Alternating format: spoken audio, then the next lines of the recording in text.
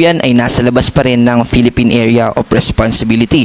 Nananatili ito na severe tropical storm at nasa layong 340 kilometers west ng Itbayat, Batanes. Ito ay may lakas ng hangin malapit sa sentro na umaabot ng 100 kilometers per hour at pagbugso, bigla ang paglakas ng hangin sa paligid nito na umaabot ng 125 kilometers per hour. Ito ay kumikilos pa north-northwest sa bilis na 15 kilometers per hour.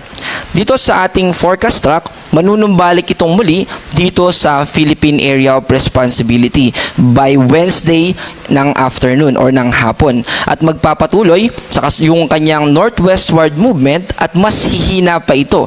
From severe tropical storm, ito ay hihina into tropical storm at maglalandfall ito sa southwestern coastal area ng Taiwan at magpapatuloy ito na mas humina. Paglabas niya ng Taiwan ay magiging tropical depression na lamang ito and eventually ay magiging low pressure area.